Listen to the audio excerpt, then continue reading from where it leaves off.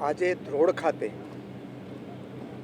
ST depot અને એસટીના વર્કશોપનું જે ₹6,63,00,000 ખર્ચે નિર્માણ થવાનું છે એનું ખાતમુહૂર્ત કર્યું તથા જોડિયા ખાતે ₹5,35,00,000 ખર્ચે નિર્માણ પામનારી બસ સ્ટેશનનું એનું પણ ખાતમુહૂર્ત કરવામાં આવ્યું। અહીંયા આ રીતે આ બંને તાલુકા મથકો ઉપર એસટી દ્વારા માતબર સુવિધાઓનું જે નિર્માણ થવાનું છે એના માટે રાજ્યના નાયબ મુખ્યમંત્રી અને આ વિભાગના મંત્રી હર્ષભાઈ સંઘવી અભિનંદનને પાત્ર છે અને મુખ્યમંત્રી શ્રી ભૂપેન્દ્રભાઈ પટેલની આગેવાનીમાં જે સરકાર મધ્યમ વર્ગ અને ગરીબ વર્ગ માટેની જે સુવિધાઓ છે એના માટે અનેક પ્રયાસો કરી રહી છે।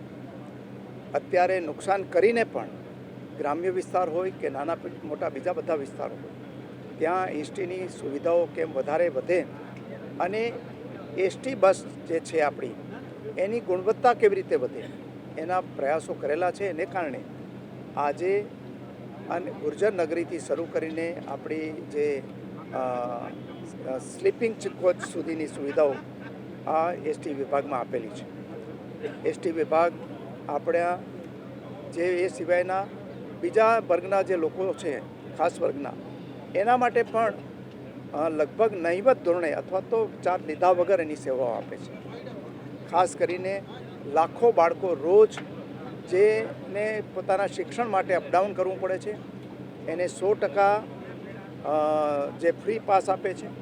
એ ઉપરાંત 75% કરતાં વધારે દિવ્યાંગતા ધરાવનાર કોઈ વ્યક્તિ હોય તો એને ફ્રી પાસ અપાય છે અને એની સાથે રહેનારો જે બીજો સહાયક છે એને 50%માં એને રાહત આપવામાં આવે છે। એ ઉપરાંત 40% કરતાં વધારે દિવ્યાંગતા ધરાવતા વ્યક્તિને પણ 100% ફ્રી પાસ અપાય છે।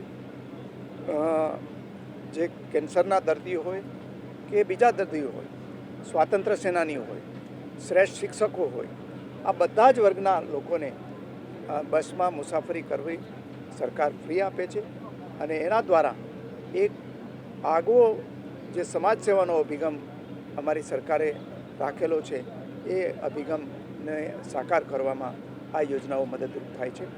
હું ફરીથી એસટી વિભાગના તમામ કર્મચારીઓને પણ અભિનંદન આપું છું કે એસટીની સવારી એટલે સલામત સવારી એને નહિવત એક્સિડન્ટ ધરાવતો રેકોર્ડ ધરાવતું આ એસટી વિભાગ છે।